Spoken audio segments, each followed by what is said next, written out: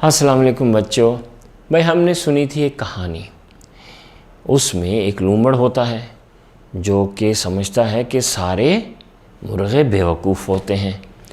चलिए अब हम इस कहानी के कुछ जुमले पढ़ते हैं और आपने सोच के लिखना है कि क्या पहले हुआ था, उसके बाद क्या हुआ था, उसके बाद क्या हुआ था, उसके बाद क्या हुआ था।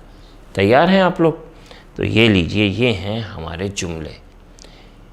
यहाँ लिखा है मुझे एक लूमड़ की खुशबू आ रही है।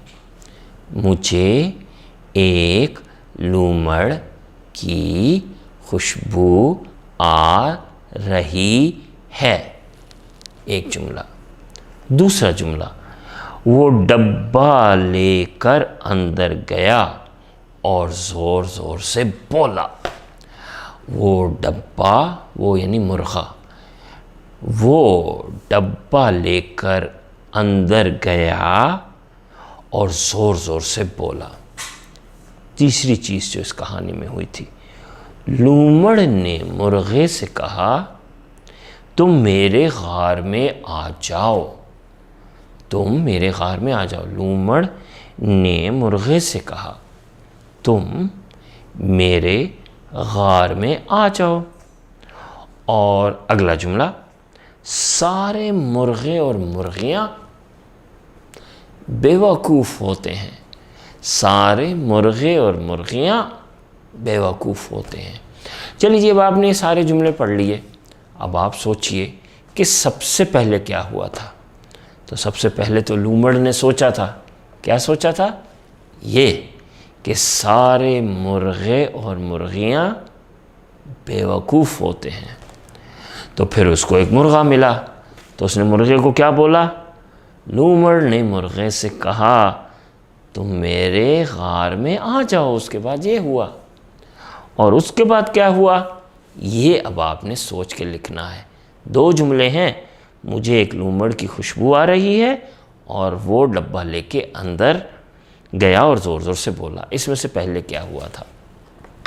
चलिए जी, अब हम अगली अपनी सरगर्मी करते हैं। इस कहानी का मरकज़ी पैगाम क्या है? क्या समझते हैं कि इस कहानी में हमें क्या समझाया गया है? नंबर 1, मुर्गा बड़ा ज़हीन है, मुर्गे की ज़हानत। नंबर 2, बंदर चालाक था। बंदर तो था ही नहीं इसमें। हाथी बड़ा जानवर है। अरे हाथी भी नहीं था इसमें। लूमड़ अच्छा था। अब आप वो जुमला कॉपी में लिखिए जो इसका मरकज़ी ख्याल है, मेन आइडिया, जो मेन बात आपको इसमें से समझ आई है। अच्छा जी, ये कहानी किसके बारे में है? इसमें कौन था जिसके बारे में ये कहानी है? आपने इनमें से जिसके बारे में कहानी है वो अपनी कॉपी में लिखना है। खेल के बारे में थी ये कहानी? बादल के बारे में थी? बादल तो था ही नहीं इस कहानी में। लूमड़ और मुर्गा, सही है। और आखिरी सर्दी, सर्दी का भी कोई जिक्र नहीं था।